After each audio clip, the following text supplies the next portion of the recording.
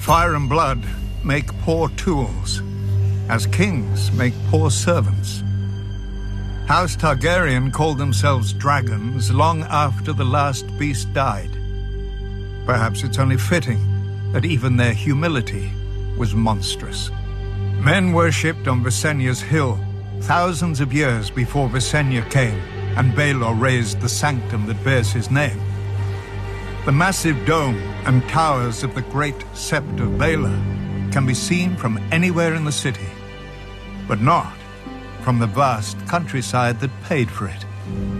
Its 7 bells can be heard as far as Dragonstone whenever a king dies, but none tolled for the stonemasons, glaziers, and smiths who built it.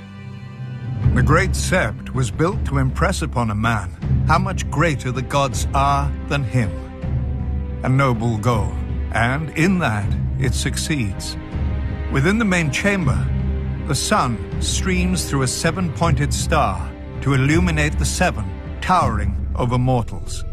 The crone with her lantern for lost souls, the mother with her welcoming arms, the father with his scales of justice, the maiden with her purity, the warrior with his sword, the smith with his hammer, and lastly the stranger with his shrouded face. Pilgrims cross the 7 kingdoms to light candles here at the feet of their gods, but these aren't the gods. The 7 aren't encased in stone in the great Sept any more than the souls of dead kings are in the tombs below it. To steward his monument to vanity, Baelor summoned the High Septon of the Faith from his ancient seat in Old Town and gifted him with ornate robes and a crown of crystal and gold. And like a fool, the High Septon put on his lord's motley and danced at his lord's table. And with each passing year, the High Septons fell ever lower. How can the flock be kept safe from wolves when the shepherd sleeps in their den? Baelor himself appointed a simple-minded stonemason, believing him the smith reborn. And when he died, Baelor replaced him with an 8-year-old boy, whom Baelor had seen speaking with doves that answered with the voices of the 7. Still, the common people revere Baelor as the Blessed.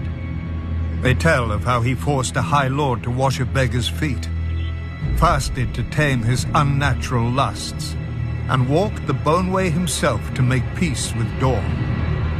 Many Septons and Septors even claim that Baelor rescued his cousin, the Dragon Knight, from a snake pit, because no viper would strike a man so pure and holy. A lie. Baelor was bitten a dozen times and was bedridden for half a year. And yet he didn't die, nor did his High Septons ruin the faith.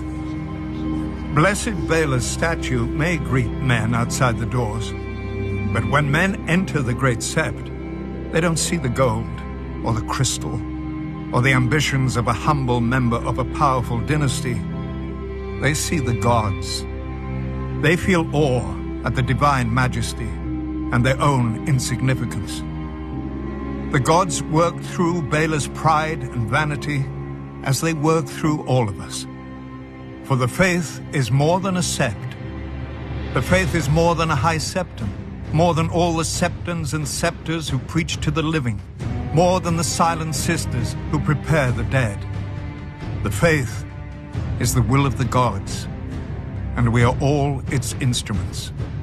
Kings and beggars, lords and cobblers, lions and sparrows.